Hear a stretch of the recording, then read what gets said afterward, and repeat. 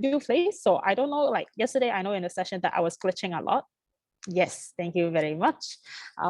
So basically, like today, I'm trying to see if I still glitch with this location, and I couldn't shout because it's a public location. So basically, just let me know in the chat box if I start to glitch, then I will change the Wi-Fi. Let's try something out so that I'll be able to figure this out. So just let me know. It's totally fine. We work with technical difficulties all the time, but it's fine. Let's just find a way to do that. Yes. Yeah, we need some control, damage control in there, and for that. But with that being said, I'm gonna start the session because this session is going to be a very informative session and that you guys would actually find it very interesting. And if I'm like not audible or that like I'm too soft of a voice, let me know everything in the chat box. I'll always be reading that in there. So let's start with the part from why do we need a keynote with our programs of what do we do? The first question when it came to me about the session is what defines Asic? That is also my question for you. Like whenever I think about, let's say, like what are the things that we do? Like what really defines Asic? Like what would be your answer? Yes, awkward side. But let me know in the chat box, like what really defines Asic to you? Leadership? Any more? Our results. Eugene, you will be a very good performance manager. Network, Isaacers, the culture from Jocelyn, it all makes sense. But then, however, when you think about this, when we are just talking about, let's say, leadership, talk about people, talk about cultures or values, like they are words like basically leadership is also emphasized in a lot of other organizations. Culture, there could be similar cultures that is existing in other companies as well. And this question actually came to my mind back then was that how can we define Asic from these other organizations such as UNICEF, such as UNDP, Go Overseas, International Volunteer HQ, like Global Vision, there's a lot other organizations. Then if I add some more context, how would you answer the question? Like what defines Asic from all these other organizations? Our values. Any more?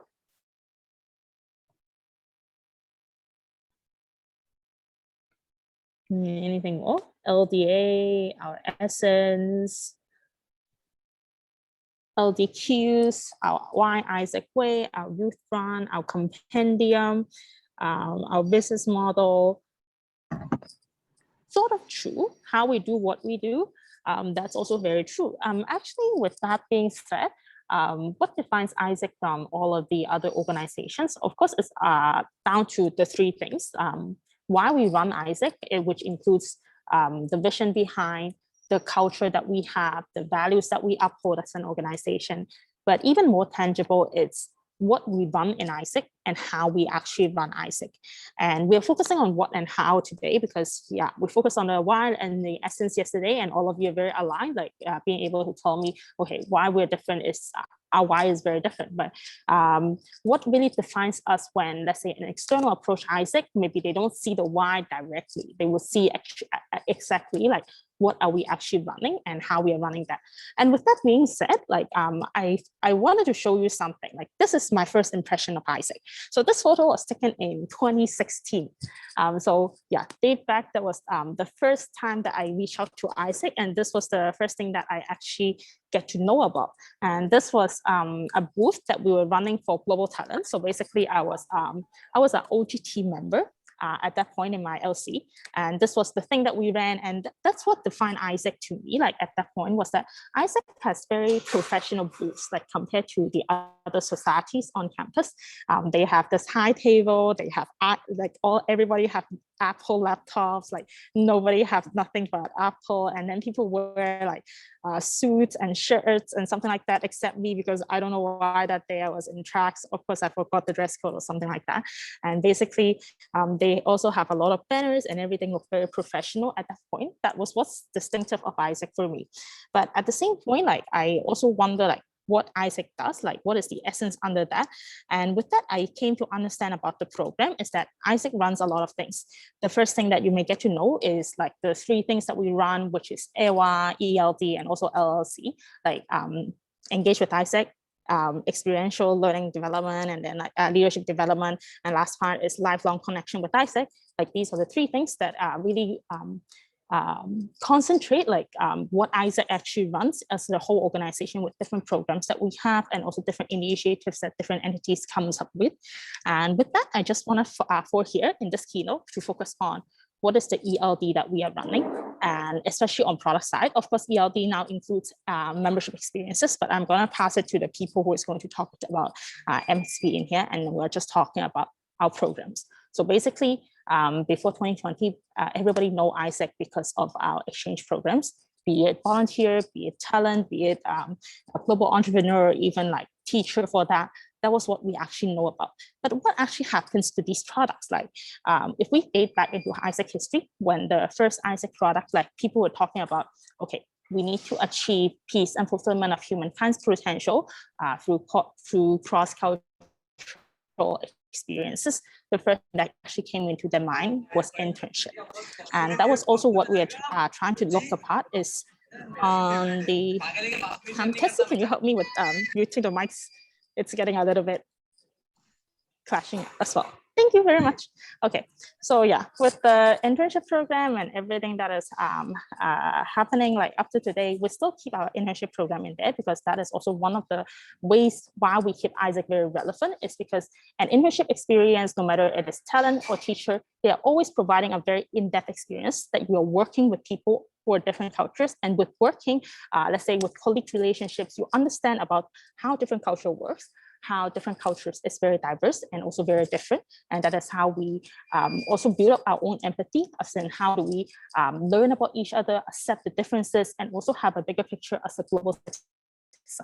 So talking about that, okay, get to know about me. You guys already know who I am. My name is Serafina, so that's why I handle all of these products as before. And today I want to bring back the memory train of what happened with Global Talent and also Global Teachers. So just now I was saying, like, Global Talent was the first, especially internship, was the first thing that Asic came up with us in the exchange product. But later on, like with years, it became Global Talent and all of it. But I don't know if you guys still remember, in last year, in 2020, in IPM, there was this session about business strategy for internships. So maybe your MCP elects or your MCPs back then brought this session back. And that was when we actually had like a whole like review towards what is happening with GE, like Global Entrepreneur and also Global Talent. So back then we had a lot of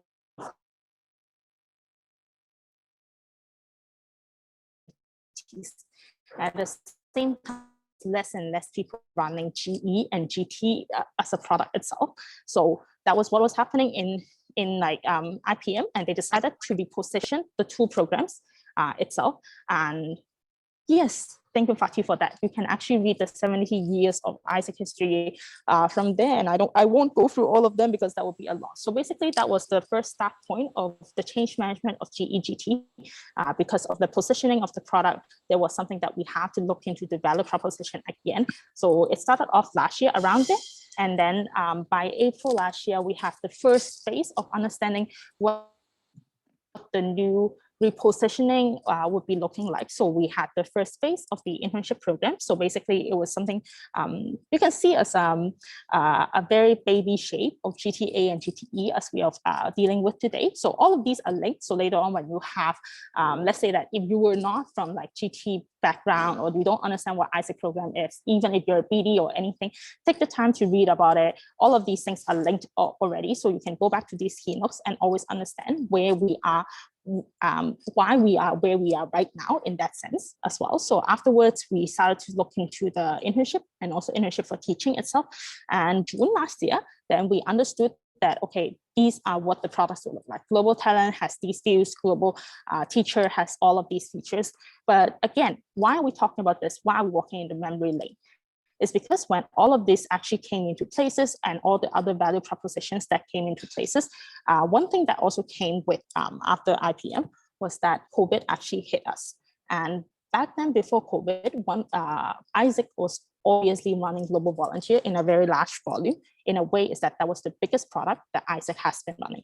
But when COVID came, and then we understood that it would actually change a lot of Asic operations. A lot of exchanges wouldn't be happening because it would be very unsafe to actually travel between borders, and everybody had to stay home. And we understood one thing: GTA and GTE became the most viable product to run of ELD product within Asic experiences.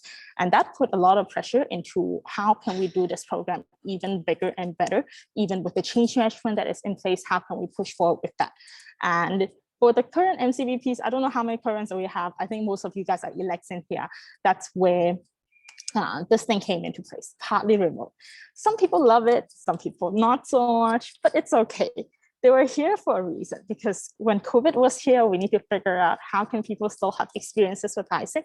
And we first started out with a partly remote hub, like kind of how can we still ensure cross-cultural experiences happening with the Asic experience that we're delivering, while they can be remote in some way that also ensures the flexibility that we can have our experiences happening. So that was the partly remote that there were more and more modifications that is upcoming. Of course, it is not perfect for the history about things that we have been doing, but most importantly, it was something that was necessary that we needed to do. And after partly remote, of course, there was also like BPP piloting and like virtual professional program. Like then we start to look at what about fully remote internship? Would that be a new product that we can be able to run for Asic itself to provide experiences and also that are safe? And at the same point, it could be a new way of how innovation for internship itself could be. And with that, luckily, like actually Asia Pacific has the most amount of entities that could run a virtual professional program. So you can see in the amount of short-term opportunities that the entities can run, a lot of them are coming from AP and also from mid and long-term. Actually, everybody can work with AP on there. So basically what it means is that if you want to run with VPP, like the best place, the best region to run it with is Asia Pacific, because we are one of the entities with the most amount of entities who can run it. And that's basically the history lane of what is happening to GT so far. Yay, yes, absolutely. We will have very aligned region to region collaborations with VPP itself on there. So with that being said, like what I really want to bring up when I went through like the whole, like there was a lot of turbulence happening with the whole internship, change management, and to COVID, to remote places, and also like fully remote experiences and all of them. But what is the main thing that came out of it is actually when GTA and GTE becomes the most viable ELD product, like the product that I call them in TLC to run in, like it means that there is a lot of changes and a lot of pressure that is putting into how can we provide very good experiences. And in some point, these pressures are also doing very good for us because they are allowing us to reform better, to came up with better experiences itself, and how can we like drive even more profit for our own entity with these products that we are running, and how can we redistribute the amount of S&D that we have. Of course, currently, if you look at the current state that we have for GT, no matter it's from OGT or IGT, in any sense, in yesterday's like data section, you will understand that we are still in the phase of like S&D redistribution, like marketing, we are still finding a way to adapt. But with this big new trend that we have been running, and this is something that is definitely very valuable to look into. And for the very last part, of course, like people would always like, or this question always come to mind, like why we are running GT? What is the biggest value proposition behind? Like when I understood about this program, like what do we do? How can we actually differentiate Asic from the other like global internship organizations that they have been running? And with that, I want to bring you back to the value proposition. Like, it's actually more than that. When you think about what is GTA and GTE actually contributing to, we are not just connecting young people to partners, but when you think about the employment that is the employment rate that is happening in your country, in your city, maybe the unemployment rate is higher in your city because COVID hits, a lot of young people don't get employed after they graduate studies, or that they don't get as much as opportunities. GT is there to offer a lot of opportunities for different young people to open their doors to global opportunities that can link them to better careers in the future, that they do not have to only have one way out in your university. And I hope that you can always remember that is that GTA is not just, GTA and GTE is never just a program for you to link business and also be able to generate revenue.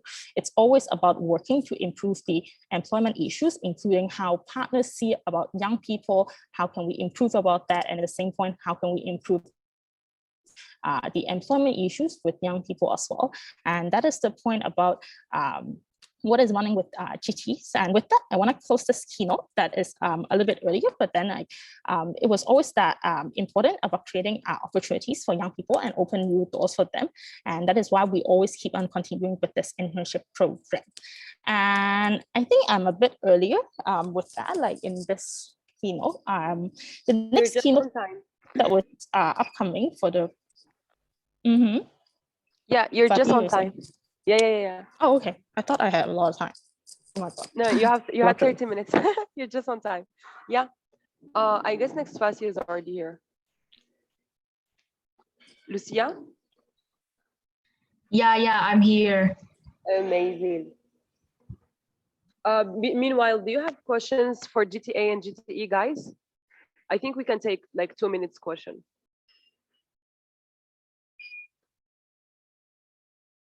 If you're good, you can. Without saying half about the program, definitely you can voice it.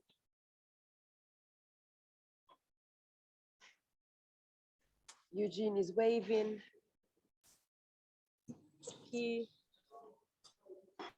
Eugene LC was running GT, so I think he knows about the change management. But if other people have questions, you can ask. Osama's waving. Okay. So everyone is gonna open OGT this semester. I'm gonna have 21 entities running OGT. Is it? I hope. Okay, Lucia, can you share screen? Yes, I can. Amazing. Okay. So hello everyone. How are you? Please, if you are excited or if you are tired, just type on the chat box so we can know, and I can also adjust like how will the session will be. Okay, if you are excited, please put some Zoom reaction. But if you are tired, also let us know. Amazing. Wow. Okay, so seems a lot of people are interested here because I saw a lot of love. And then like wrap up. Oh, I saw some friends in here like the Karen and Elex. So welcome. And thank you, Sarah, for the beautiful sessions for the GTs. And now we are here on the session for our programs. What do we do? But for the GV section. So talking about GV, maybe you haven't known me yet. So my name is Lucia Yuriko, but you can call me Lucia. Currently in the MCDPO GX of Asic in Indonesia 2021. So yeah, I'm handling both GT and GV at the moment. So in this session, a lot of you will guess about our current program and what is happening currently. But in this GV sections, we will talk more about the GV sustainability, the project history, and what is GV today? Because maybe you're wondering what will we do with GV. So don't worry, we'll find out in the next 20 minutes. So the agenda today, it will be around, knowing what was happening in the GV and what is currently in GV, also what you can expect for next, and then, just that. So we've talked with Sarah about the global talent and global teacher. We have done with that. So now we are in the GV part. These three are all the ELD that we are having. And talking about GV, when I talk about GV at the social media, at our website, there's a lot of beautiful memories about GV. Look at the picture here. People are smiling, children are loving, a lot of love there. So very beautiful memories of our ELD GV. And this is also our value proposition in case you are forgetting about that. We have a very clear value proposition for both youth and organization, which is the partner. So in youth, what we are delivering is a cross-cultural understanding and how is our development for the participant and also on the cultural diversity. And for the organization, which is a partner, we are adding the global perspective for that side. With our source of ease, with our international participant, also with our full of Asic support, and also the project that is designed for the impact. And I personally have a very beautiful memories with GV. Yes, I took GV myself. I did it in Vietnam at 2018, and I saw some people here coming from Vietnam. So what I did there was I was teaching some kids in there. We did have some classes, and then but the students are not only kids. So I was also teaching people older than me, and we are still friends with me. So definitely, what is that? A life-changing moment for me. And for GV, after I experienced that myself, I understand that what we are doing in here, we are delivering the practical experience through challenging environment, and we provide the cross-cultural exchange where you met a lot of people in there from different background, different countries, and that's what we call it GV. So now it's 2021. It's been maybe years of GV experience. So let's just jump back to time. Let's just divide into two times, GV then and GV now. So first, let's talk about GV then. GV then means GV before COVID. So let's some throwback in here. If you remember, just last year, it's almost like 1.5 years we are in the global pandemic, which was in February 2020. The WHO announced the global pandemic. It was really shocking for us. And then in March, the Asic has stance to hold all exchange operations, literally all exchange operation. And also in here, like in Indonesia, we sent the letter to all the branches, to all the LC. We put in our social media and also hold all the operations in 1 month, one full month. And later on the April 2020, we planned some exchange scenario, which we defined maybe around 1 until 4 scenarios for our Asic. And then at May, the previous MC team also created recovery plans, which delivered to the next MC team, which is the MC 2021. So that's what's happening just last year. And talking about the numbers, previously we had these 3 amazing ELD, the GV, GT, and GE. Just in 2 years, these are the number for these 3 ELD. As you can see, GV is always at the top. GV also, as always, the most high demanded, the most delivered ELD that we've ever had. So around 1,000 until 9,000 people took our GV experience. This is the number for realization. And just this year, just in the last 3 years in Asia Pacific, our realization and completed number is like this. In 2019, it's around 9,000, 7,000, 5,000, a lot of people in here. In 2020, it decreased. Of course, it's just around 1,000 until 800 across the Asia Pacific. And in the 2021, which is now, is in the 5 months, this is a number. So I don't know, is it a good or bad for you? Yeah, as my friends say, good or bad, it's hard to say. You define what is it meaning for you. And just see in the number in here, this is the realization and complete. Look at the conversion rate, it's not that much. And then previously in GV, we have a lot of projects, of course. In the very first, we had the GV change management, which we know a lot of what should we do as an MC to deliver the right response and deliver the right instruction to our LC. And the previous MC team also did some change management through some steps. And also we have our clear stance about the GV way forward, where we found a lot of instruction and a lot of clear pathway to our GV. I put the link in here so you can check it later. And also in the middle of the year, we also had the IGV change financial model change guide, which is very clear in the API-IP and EEPP. As you can see, it doesn't have to charge the customer that much. It will be on the partner side. And lastly, we also have the GV principles and alongside with the GV conditions. And talking about GV conditions, maybe you can check what is this? The tracker later. This is a GV condition and the latest updates in here. These are the entity in Asia Pacific that has fulfilled the 100 GV condition. So congratulations for those having the name in here. For those not, you can continue the good job. So yeah, a lot of things happening in GV previously. And now we are jumping back about the GV now. GV now means GV in the COVID, or yeah, just in the previous some months. So this is the graphic. This is the graphic of the performance. The top, the upper is the approvals, while the bottom is the realization. So this is clearly a big gap between the approvals and the realization. The realization is very flat, which we cannot do it now. The same way happening in the OGV, where we had a lot of approval in the OGV, but not much realizations. So the conversion rate is like this. You can see it's just below zero. It's just below 1% for the approval to conversion rate from the approval to realizations. And then just in the next 4 months, from May until August 2021, we are currently having around 800 or 700 approval just in Asia Pacific. And these people, this is not just a number, this is not an animal, or this is not a playground, this is people, 800 people. In just in 4 months, they are waiting to be realized, or the worst case, being reimbursed or pre-approval. So you can see the graphic in here. The numbers keep coming. It keep coming. Either is really clear during the TLC or the IC what is our stance for the GV.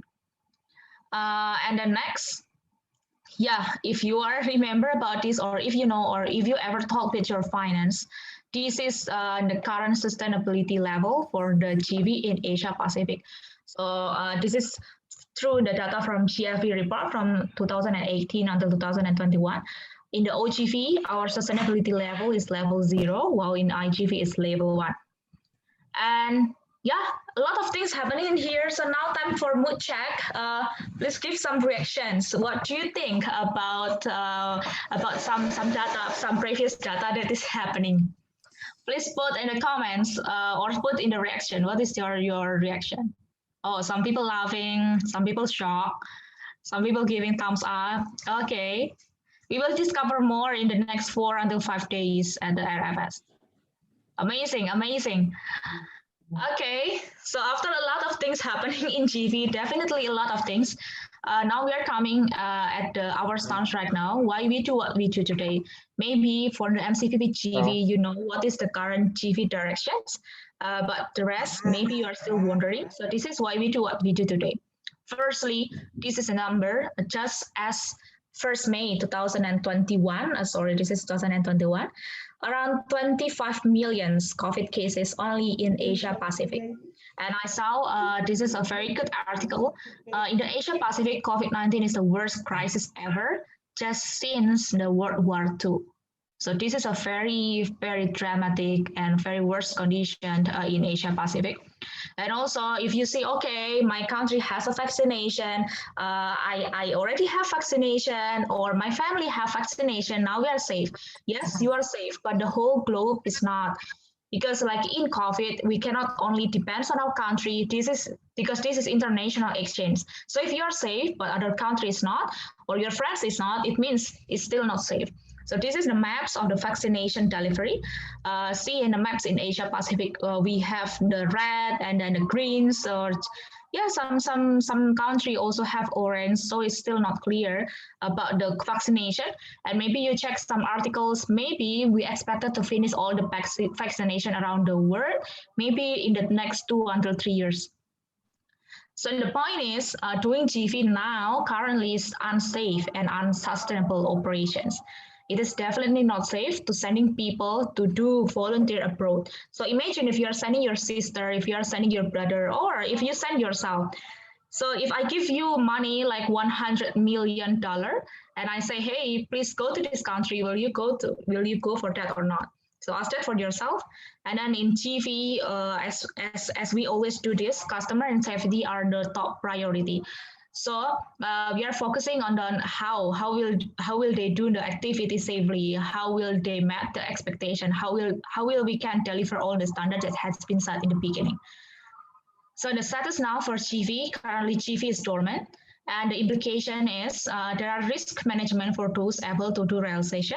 And for those not able to do realization, we are having the change management.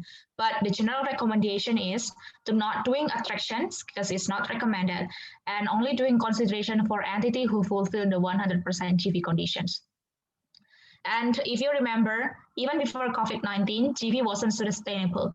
Remember the level that I showed you before? It's been still in 2018. So it wasn't sustainable, and COVID-19 just make us fasten the process. So either we have COVID or not, the stand is still the same. And then, like currently, as you see in here, this is our 2025, Isaac 2025 is the time to focus on the present. Because what? Because the present that we are starting from the better future. So whatever decision and whatever the things that you are doing right now, it will affect the next generation. Either it's the next LC, in the next MC, or even maybe your sister will joining LC in the next 5 years. So the focus is what you are taking decision right now. Because what? Because every small action taken will affect the future generations. And definitely there's a lot of things that you will do in this MC term. Maybe in this month or in the next month, you will do the MC planning. So please be mindful about that. So maybe we still have some around 2 minutes or 3 minutes. And if you have questions, now is the time for question and answer. So please, if you have questions, just unmute your mic, or maybe you can type in the chat box. And if you don't have question, just say wave, or maybe type wave, or put some reaction so I know what should we do. Yeah, I have a question, if that's okay. Yeah, sure. Yeah, so my question is, so I definitely makes a lot of sense, everything that you've said, I understand. So is there any particular reason why, even though the pandemic exists, that GT operations may continue, whereas GV may not until next year? Okay, so you are asking for next year, right? Do you want me to take the question, Lucia? Yeah, sure. I will rephrase your question and tell me if I understood well. So you're asking why we are dorming GV and we are like encouraging entities to run GTA and GTE, right? Right now, during the pandemic. Yes. So because GTA and GTE have more legal visa, like most entities have internship visa, or like company can take can take care of the process of the visa. So EPs are more or less more safe than in GV. Most entities don't use volunteering visa for GV. It's tourist visa, so it's not fully legal for a lot of entities, and it puts both the entity and the customer and the partners at risk. So with the idea of putting in mind the safety of all the stakeholders first, we are like deciding to encourage entities to dorm GV. Meanwhile, the situation gets better, and meanwhile, entities are able to implement the change management to run a healthier GV in terms of sustainability, but also in terms of safety. I hope I answered your question. Yeah, Jocelyn? Thank you. Hello, am I audible? Yeah, it's your. Cool. So my question is like a little bit of like a way forward question, and not sure if this would already, I mean, be there or not. But yeah, just wanted to know, like, with regards to like now that GB will not be having operations, right? So will we also get certain recommendations like shifting of HR? Like even if you look at the NC structures and all, like certain NC structures already there, and they already have MCVP GV in both incoming and outgoing and things like that. So if there is any way forward for what will happen with regards to the MCs and their commissions particularly. Okay, I wouldn't use the phrase not having operations because, as I mentioned, it depends on the entity state. So some entities have higher risk than other entities, and some entities have higher accumulation of number of approvals than other entities. So what MCVP's GV, and like we even invited MCPs elect current and MCVPs current to the session today of GV direction. You're gonna see with Katya what's gonna happen. So based on the number of approvals that you have accumulated this year, and based on the risk matrix, are you high, medium, or low risk? You're gonna have a timeline. So either you're going to start, if you don't have approvals, you have 0 approvals, you don't have realizations coming, you're going to start the change management directly. If you have approvals that you need to realize, or like a break approval, you're going to have a period of risk management, then change management after it. So you're going to see more details about that with Katya, but the direction is not, hey, everyone don't do operation. No, it's like, it's more organized than that. Okay, got it. Thank you. Yes, I think this answer applies to Nishat's question as well. So you have, if you have another follow-up, just type in the chat as well. I guess, Thanks, Patti. yeah, I guess time is up. So if you have more questions, please submit it in the form that I shared in the check-in, RPM, RFS questions, and we're gonna answer you there. Yes, yes, sure. Thank you so Okay. much. Thank you, thank you. So yeah, thank you everyone. After this, there are some sessions about GV. You will expect more. Put the questions there and people will be answering. And thank you everyone. Okay, thank you, Lucia, so much. Guys, right now we have 15 minutes break, but then just try to stay here and like just mute and cover your video if you want to do something. And we'll start with the next program, which is membership experience, okay? See you in 15.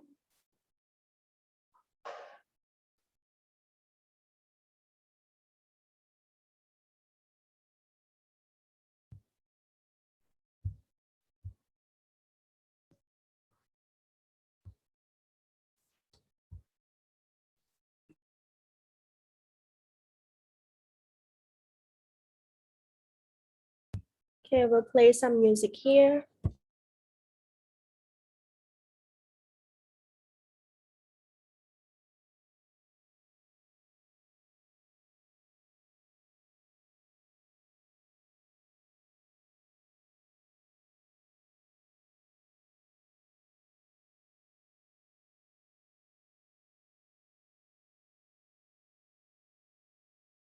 Over to you.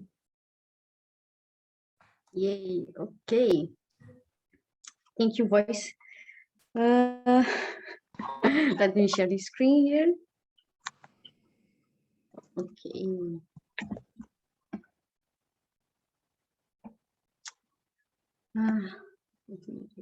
Cool. So let me present.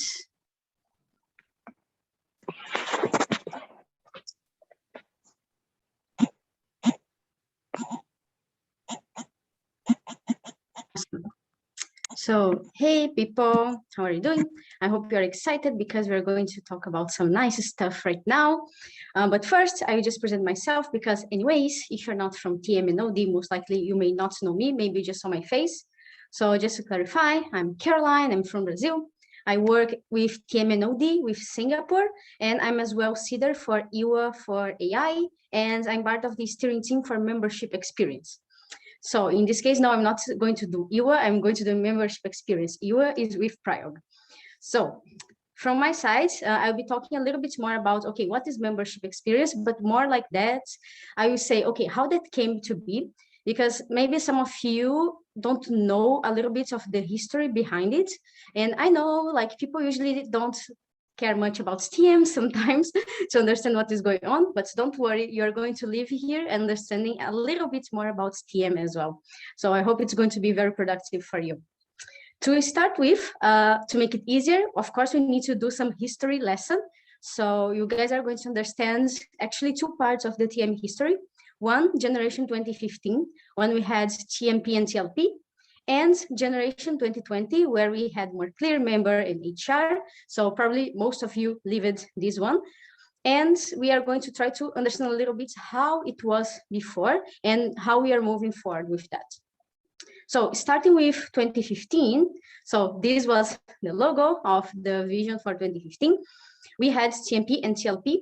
To make it easy to understand, it was not like such a big deal. It was actually part of a program. So the same way that we had GCDPs or GV, and we had GIP, GT, we had as well team leader program and team member program, which means that actually membership was part of our programs before. So no, we are not bringing anything new about having membership as a program. Actually, it was before. And in this case, one of the fun facts about this is that if someone wanted to be an alumni, usually they needed to do two of the 4 programs. So in this case, if you are able to do 2 of them, you could already be considered an alumni. So it was pretty cool. We had some trainings and things a little bit more happening. So it was overall nice in terms of directions and so on. But okay, it was 2015, we had things going on. And because, you know, changes happen, so we had Asic 2020. Now, 2020, of course, had a different mindset. And in this case, what happened with 2020 was that we believed that achieving 2020 was the sole priority of the membership. And okay, the members must achieve 2020 is not a choice. So in this case, we end up not having membership as a product because we believe that to engage and develop the youth, we did it by doing exchanges. So we saw the membership as a way to deliver exchanges, and these exchanges would have more people living these kind of experiences and becoming better leaders. So overall, this was the mindset. And besides that, we had the idea that, oh, if the members can achieve their goals, we can reach the middle term ambition. And what happened as well is that, okay, the members are achieving their goals. So technically, they should be having a good experience and they should be developing. So it was more like an indirect impact than a direct impact that we were considering. And technically, these things may make sense and be like, oh, okay, nice, it may work. But the thing is, we never know if things are going to work or not. And sometimes it depends a lot in how you deliver the things. And what happened during this period of time is that a few things already started showing that it was going to have some problems.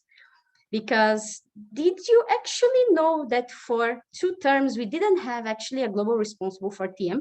We had people that took care of small elements of TM, but we didn't have people generating directions for the function. So for 2 full terms, we didn't have any level of direction while operations and products were having it.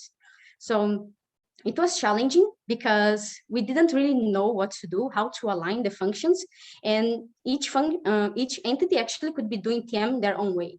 So it was really hard to actually have an alignment and understand like, okay, what is the role of the function? And then just to have an idea, okay, I said 2 terms. So did you know that actually only 17, 18 people started getting clarity? So imagine being 2 full terms without clarity, and then 17, 18, we started having a lot because we had TM processes, we had as well bringing more clarity of, okay, what is TM about? So from having nothing to having a lot, it was a huge change for the function. And for people that were used of seeing TM as not having a lot to do, they actually had to start understanding that, okay, we have more clarity now.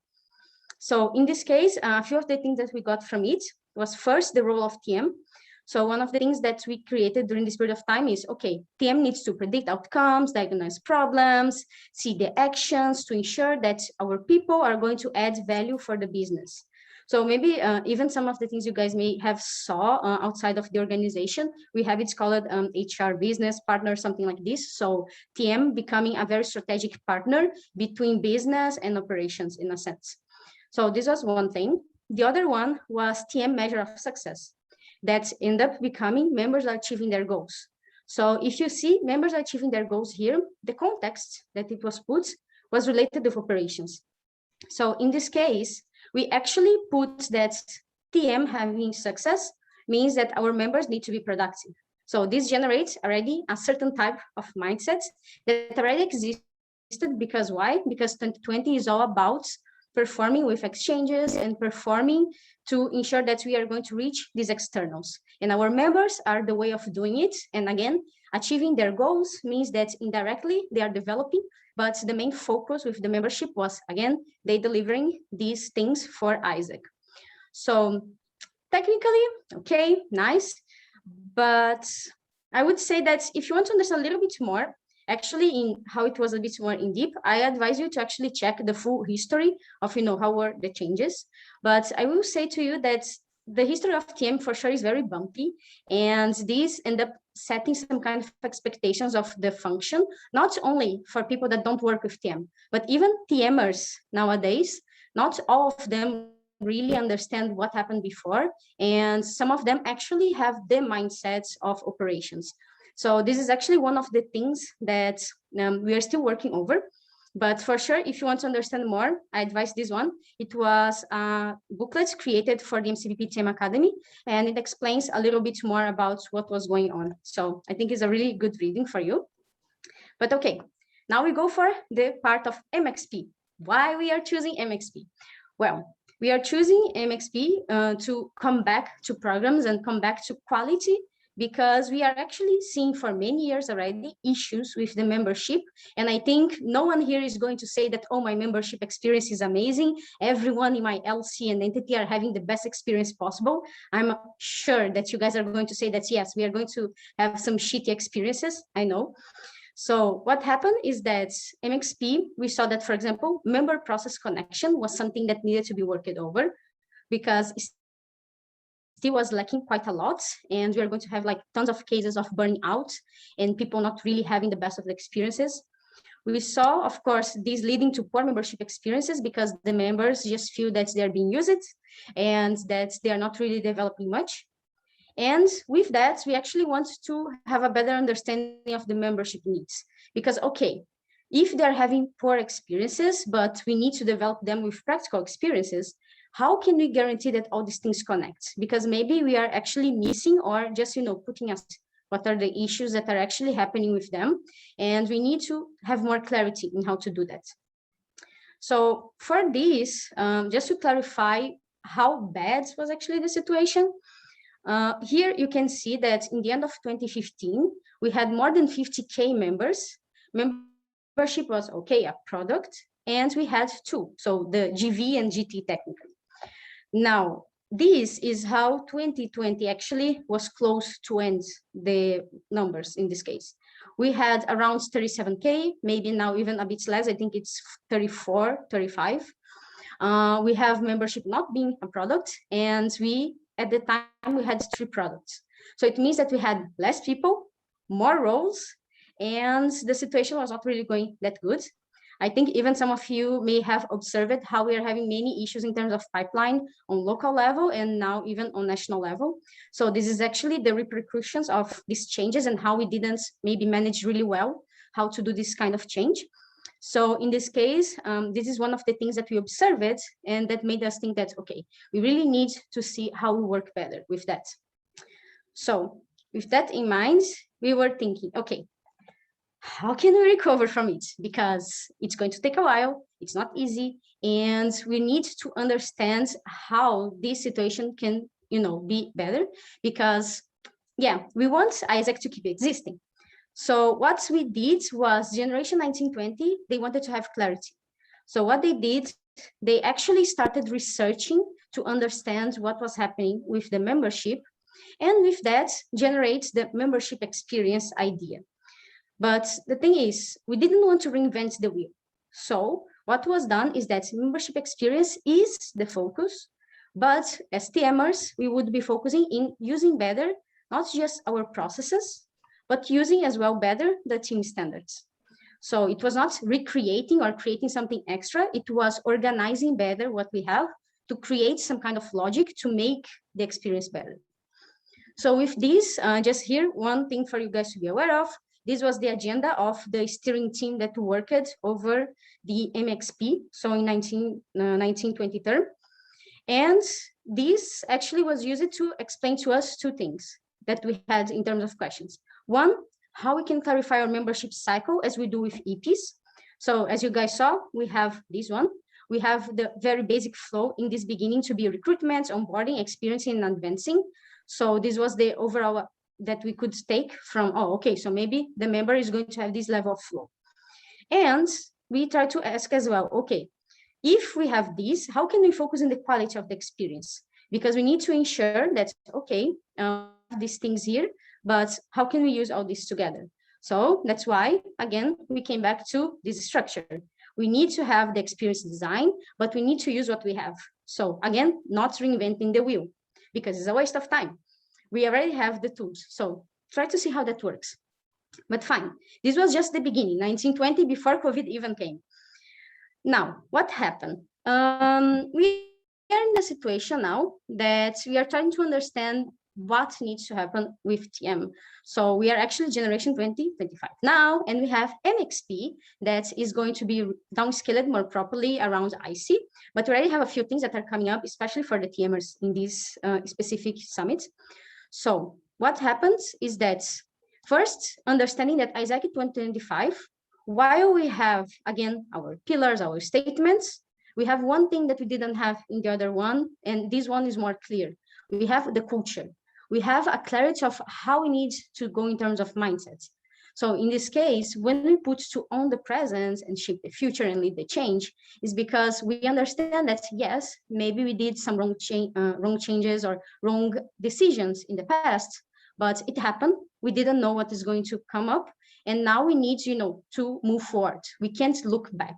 We can't look how it should have been or how it was or whatever. We need to keep going because this is the only choice we have right now. And if you see the membership evolution, you're going to observe that we are talking more about the development of the members, because again, they are the ones that are delivering the things. So for 2021, we have the membership journey implementation. So making it clear and making people understand that yes, members have their journey as well, the same way that we have with our EPs. So we need to guarantee that. We have the competency model, because maybe some of you saw, oh, competencies, blah, blah, blah, but okay, how to do that? So in this case, the idea is to make it more clear so people understand how to develop these competencies and what are these competencies. The HR structure is to guarantee that the structure we have makes sense. So they are not just structures that exist, but they are supporting our work and our strategies. So we can guarantee a better experience for our people in terms of practical experience. And at the same time, they have the opportunity of living a more balanced experience without burning out too much or having almost nothing. And of course, HR data, because again, other functions and so on, they have a lot of data, and sometimes TM was almost zero. So now we have more clarity in, okay, these are the data that are important for HR, and we need to guarantee that it's not only taken, but people can analyze and use it in our favor. And if you go here, you see that, yes, all of these is together.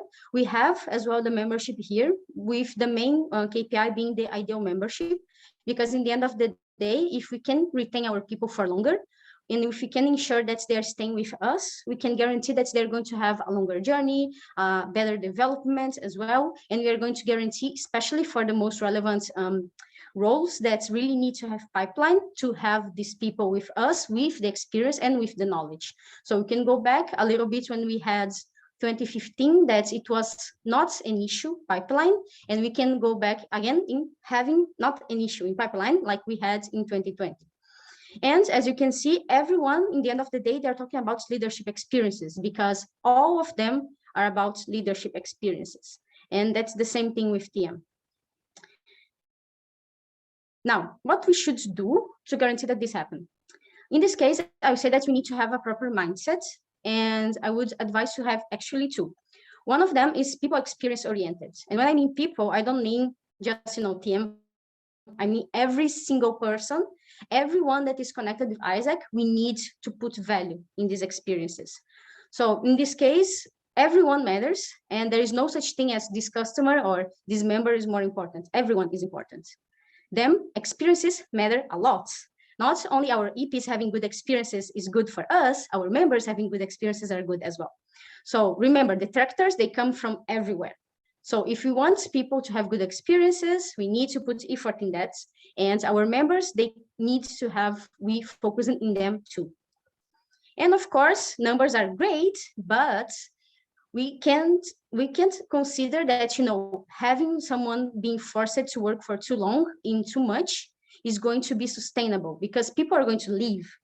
And if they leave, we need to rework to train people again, which is a waste of time and a waste of resources. So if we are able to have the balance between work, development, and so on, it's going to be better, because we're going to actually have people staying with us longer. And again, pipeline is going to start slowly being solved.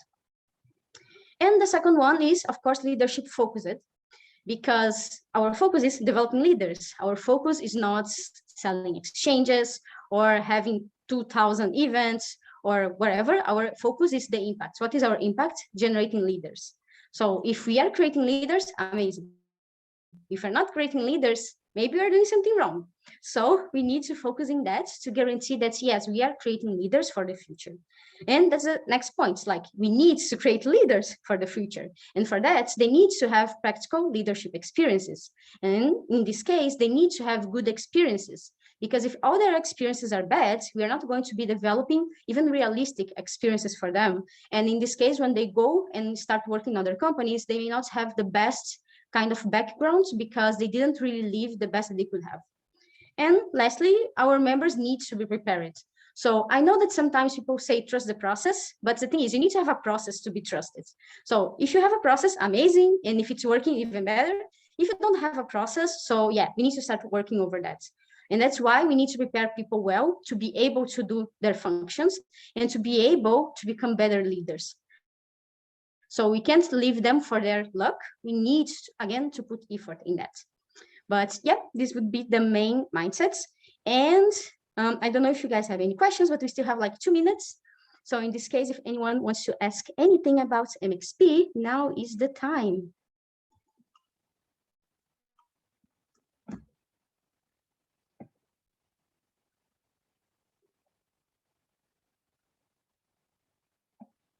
Unless, of course, you guys know MXP. So if you know, please let me know as well.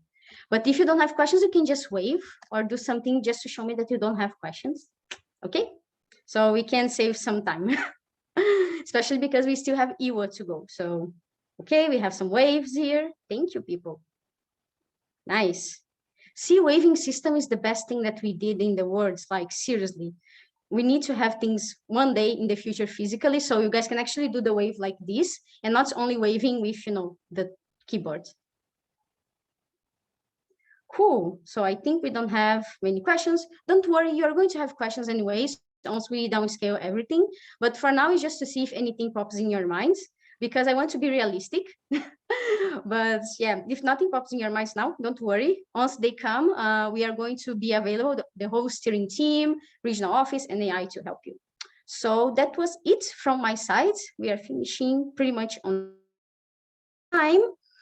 So just to remind you that, yes, if you have questions, we have the links here as well, if you remember anything. And of course, don't forget the feedback.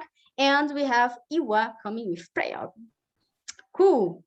Amazing. Thank you so much, Carolyn. Isn't she amazing? Gave you all the information about MXP. I was also learning, especially the history slide. I didn't know we already had it consolidated. Thank you so much for sharing. It was an amazing space. Next, do we have, without any break, without any further ado, I hope you have the strength in you to continue for another. I have 20 minutes. Okay, cool. 25 minutes, and then we have another space with Eva. So the next 1 hour or so is going to be about full of Eva. So pay attention. Okay, you guys can see my screen. That was a filler till the time I can share my screen. So the next space is again our programs. What do we do? Brought to us by our amazing partner. Before I begin, let me just cross check. Are we recording this? Is it being recorded? Yes, no. Okay, okay. Says yes. Amazing. So cool. Let's begin. So welcome to the space. I hope you know me by now. My name is Prayog. I'm the regional manager for EDPM Eva, and Carolyn is helping me with all the TM sessions in this RFS, and I will be supporting the Eva function and Eva track. So in this space, what do we do in Eva exactly? Like, what is the context of Eva? And just to know about what's happening in Eva, just a very brief, okay, very overview. I'm not going to go into very details. This is like a new hot topic we'll all talk about throughout the spaces, throughout your planning everywhere. So I'm just going to take you through the surface of what's there in Eva. Okay, so engagement with Asic, like that's the full form of Eva if you don't know it yet. And I would like to start with this slide, which Carolyn presented. So this was the Asic experience when I joined, right? Like engagement with Asic, and then we had like TMP, TLP, GCP, GIP, and then LLC. And this was the Asic experience when I joined Asic way back in 2013 August. Yes, I'm a dinosaur, I know. So the first part was engagement with Asic, right? And then the idea behind engagement with Asic was like someone who is a complete total stranger to Asic, he or she gets to introduce to Asic, and that interests the spark of either joining the organization as a TMP or go on an exchange experience program, which is either GCDP or GIP. That was the idea behind the engagement with Asic program. Just an initial phase or initial process which sparks the interest in any young person who has probably never heard of Asic about the programs of Asic. That was the idea of ISIC experience program. How it evolved in 2018, you can see the definition. This is taken from the Blue Book back in 2018. I hope most of you were there in ISIC by then. The idea of EVA program was to, again, spark the interest in young people to develop themselves and also contribute to the better world. The idea was always about converting them from EVA to ELD. And then that time we had three products in EVA, which is your local volunteer, your Youth Speak Forum, and a global host. Give me a shout out if you remember these three programs. Anyone from global host, even from local volunteer? Yeah, remember. Nice. Very interesting. So if you see the local volunteer and global host program, both were to support our one of the very dear ELD program, which was global volunteer. It actually came out of a need. And the whole Youth Speak Forum and the Youth for Global Goals initiative started after 2015 when we had a launch of SDGs, and then we committed to UN, okay, we're gonna spread awareness and create activities around SDGs. So that's how the whole Youth Speak movement was started. So that's how we defined our, based on the external context, SDGs were launched, and then to support those, we changed the whole face of GV to be more SDG related. That's how the whole Youth Speak Forum movement, Youth Speak Initiative, Youth for Global Goals movement was started. And then to support the ELD program, which was GV, we had two supporting EVA programs, which was local volunteer and global host. So this is how the initial phase of EVA used to look like in 2018. Okay, I see some chats. Nice. Yes, this was like a, yeah. So this was a program. Global host was basically like a engagement program where we wanted like homestay program, but then more in a homestay program for hosts to experience the culture and at the same time engage more local volunteers and engage more to solve the accommodation issues of GV, to be, if I can put it in one word. But then, yeah, it had its own business model and everything. It was very fun. But then in 2019, we dropped that, and then we had, this was the ISIC experience. This is how it looked like, a snapshot from Blue Book in 2019. Again, we had local volunteer and Youth Speak Forum, only two, as a part of our Engage, Develop, Connect. So this was EVA and ELD. So we, instead of LLC, we called it Connect because it was like, again, connecting back to the programs, and we made it, we adapted a more circular customer flow. And this is how the ISIC experience looked like in 2019. But what do we have in 2020? What happened between 2019 and 2021 is 2020, which is our midterm ambition, right? So when AI, this term, when they started planning, this was the strategic context. Like I said, 2025, like Caroline just mentioned about this, right? This was the context, the midterm ambition. The Gen 2025 was going to be all about own the present, shape the future, lead the change. For three main statements in ISIC 2025, our developing purposeful partnership, empowering youth leaders, and building a long-lasting ISIC.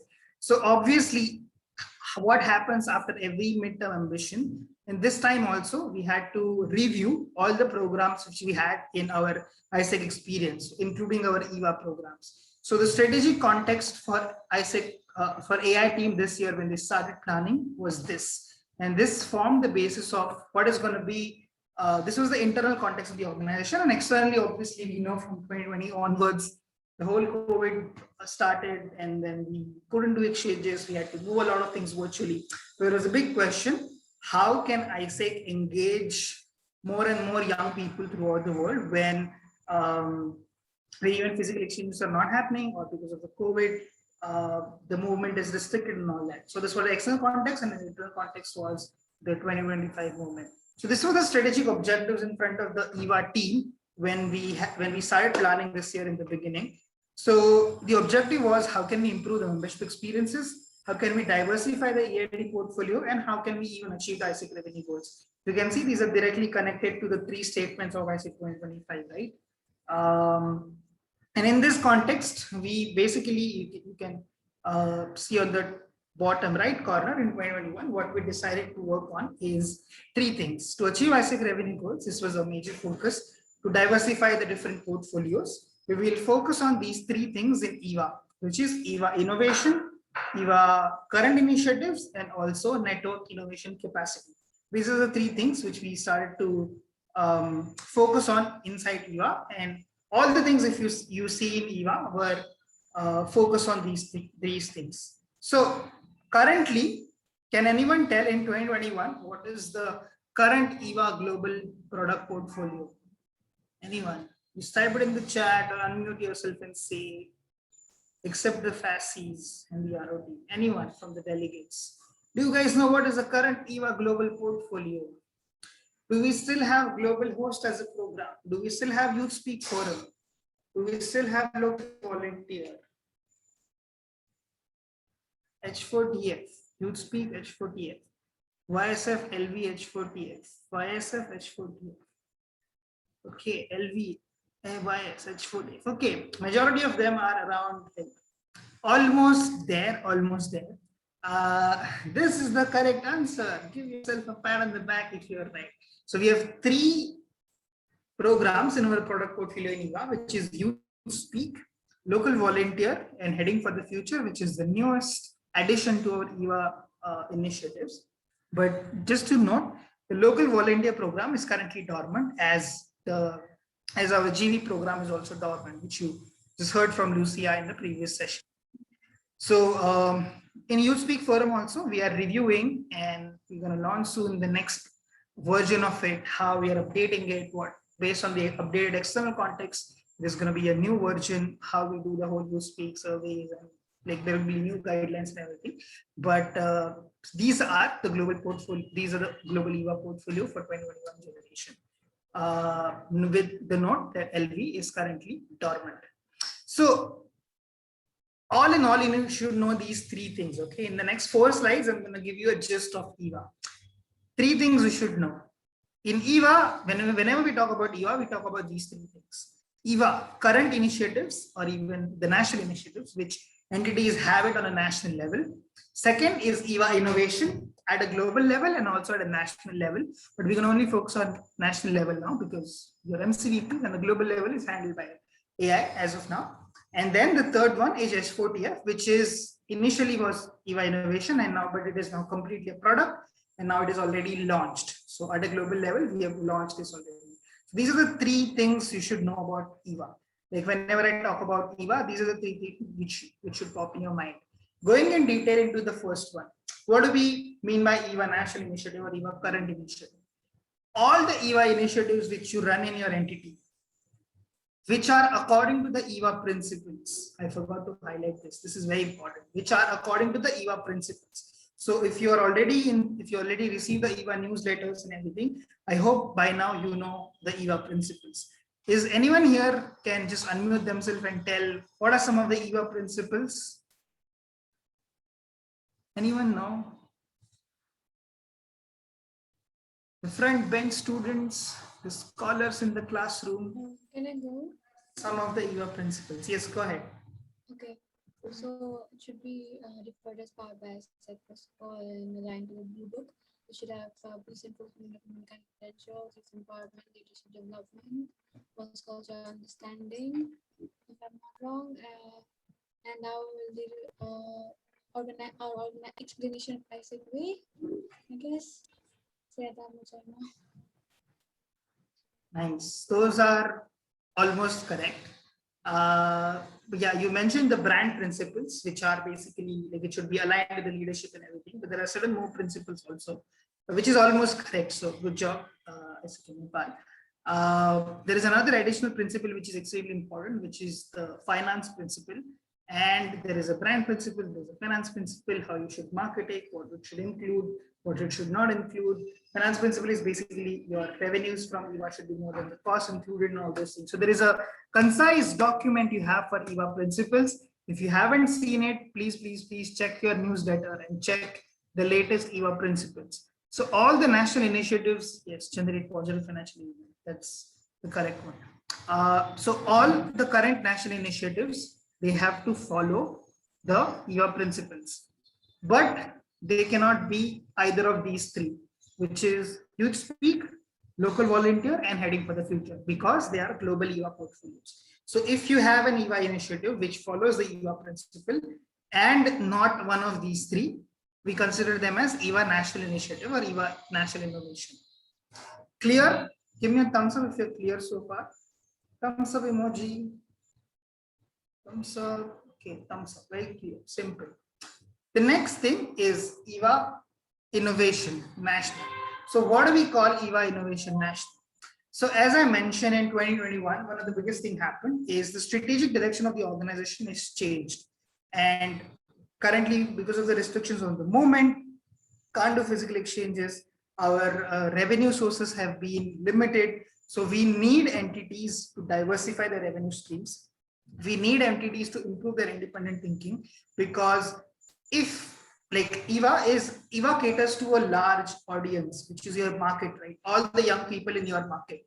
And sitting at a global level or a regional office, if I give you an initiative and if it doesn't work out in your market, it doesn't make sense for us to continue it as like a global portfolio.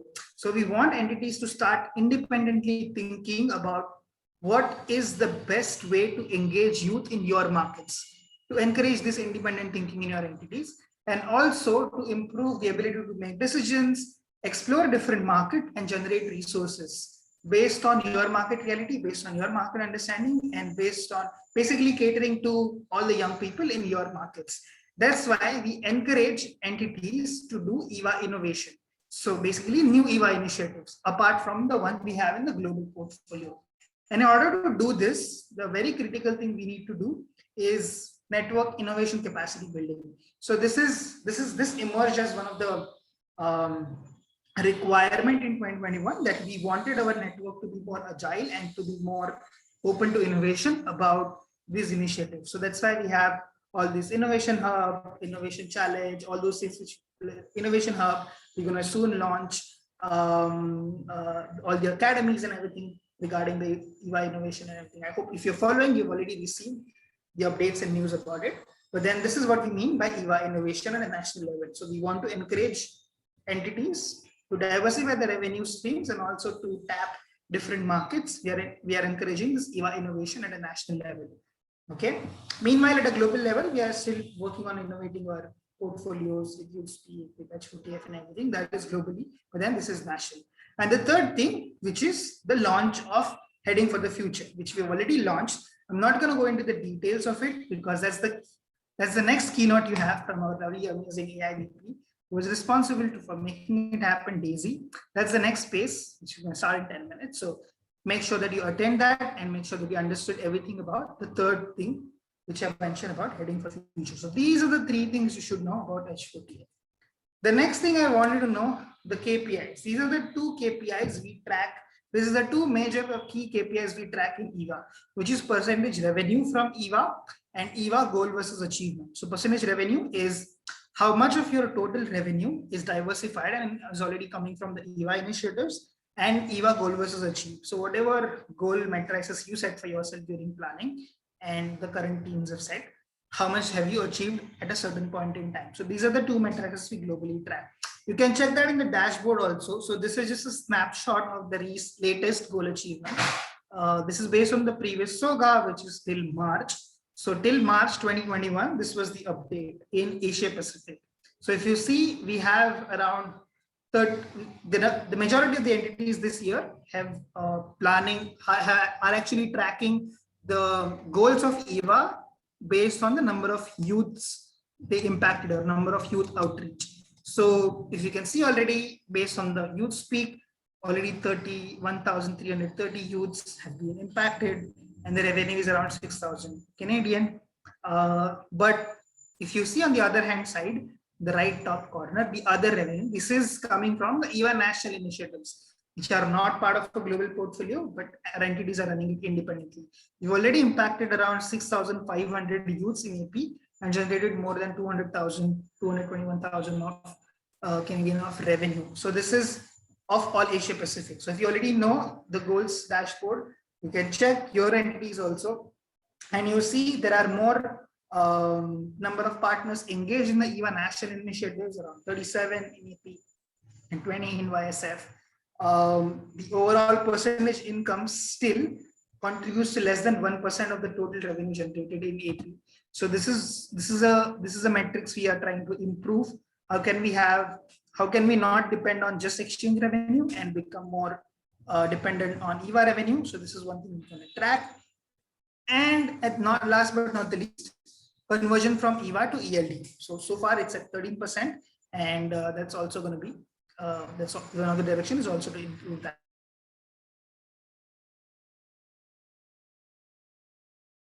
If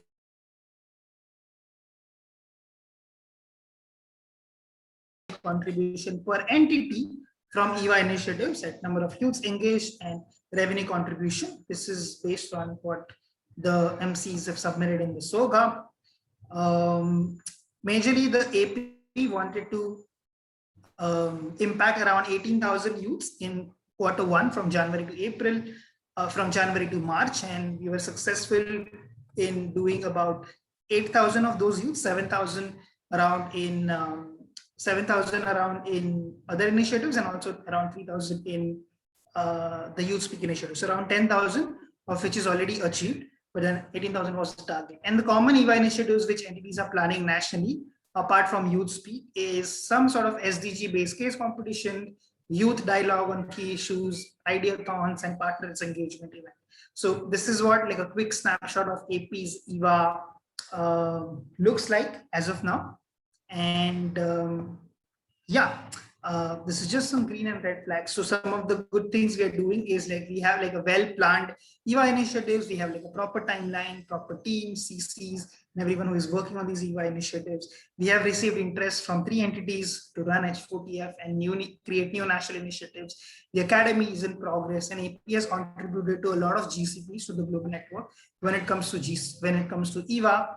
But last but not the least, we still have certain red areas that we still need to improve on our percentage contribution to revenue from EVA. We should plan lesser initiatives, but more impactful and which generate more revenue for us. We should also focus on more partner engagements over youth engagement, because majority of the initiatives right now are engaging young people, but not catering necessarily towards the partners engagement, and they lack LC data, like how LCs are doing it at the local level. We don't have enough data or enough evidence to support that even LCs are innovating and contributing to these global as well as national EVA portfolio. So what do? I know everything now. I know what is EVA, I know the history of EVA, I know the portfolio, I know the AP snapshot. What do I do as an MCVP elect from this point onwards?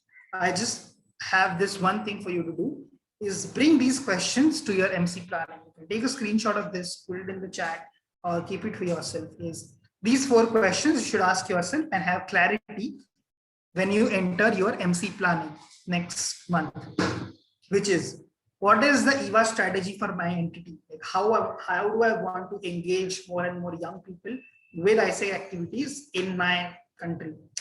What are the current initiatives that I'll continue to run in 2021? So based on my past experiences, I used to run, say, some SDG based hackathon, or this was my EVA portfolio in my national level. Do I need to revamp it? Do I need to continue it as it is? Because knowing that, is it contributing enough to my revenue goals, blah, blah. These are the questions you should ask yourself and understand what are the current initiatives you want to continue. Third question is, what are the initiatives, what are the new initiatives or innovation you want to bring in your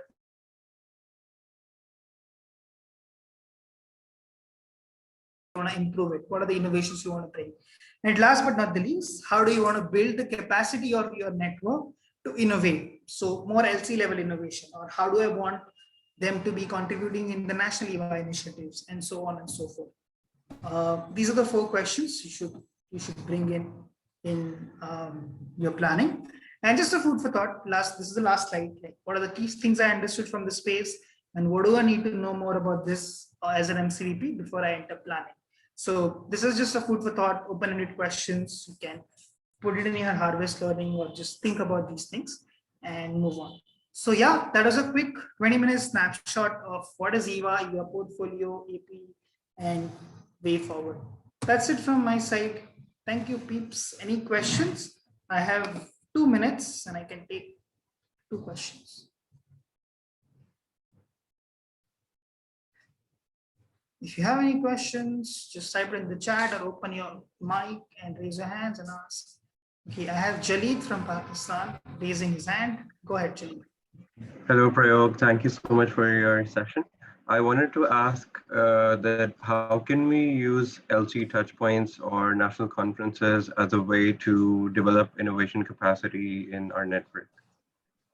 It's a very interesting question. So first, I think you should answer the first question out of the four which I asked. Like, what is your EVA direction in the organization? So as in Pakistan, do you think you have enough? Do you think your current EVA portfolio of mix of global initiatives or national initiatives, is it exhaustive, or is it good enough to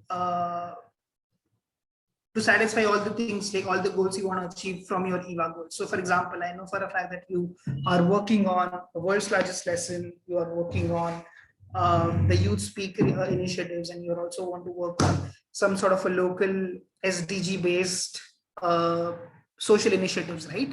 So the question you need to ask yourself is that portfolio exhaustive enough? If yes, then continue doing so, continue building, continue taking forward that knowledge. If no, then what sort of a new initiatives you want to bring in? And once you know the gap, okay, what is the current state and what is the ideal state I want to reach? Based on this, you should have some sort of an academy or encourage innovation at an LC level is more like a cultural thing. So first you need to define, okay, this is a portfolio I want, and we want to encourage innovation, and how will you support nationally the local innovation? So will you integrate that into your national initiatives, or will you give them permission to run it independently at a local level? So these are the questions you should ask and decide as an MC, and then move forward. Of course, you can support it with a lot of either like a summit of EVA or like a innovation or hackathon, things like these. These are the some things you can do.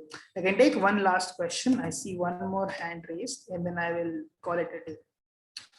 Alyssa, I don't know, Alyssa or Nihin who raised the hand first. I'm going to take only Alyssa now. Nihin can ask this question. He raised his hand first.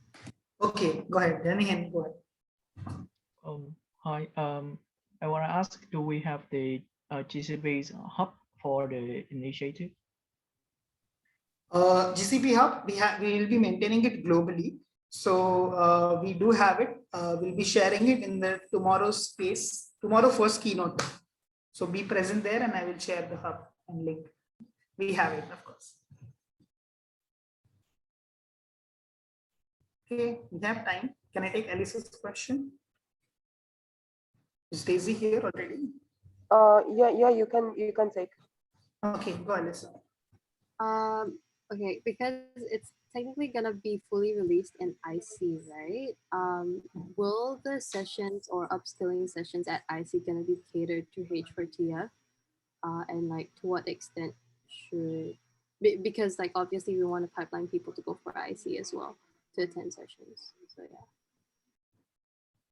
Sorry, so if I get your question correctly, you want to know the way forward for H4TF, and at IC, what are we going to use? Oh yeah. So just to repeat, it's like at IC, will the upskilling spaces be catered to also help for the facilitation of H4TF, or is H4TF education just going to be through like the hubs and MCs?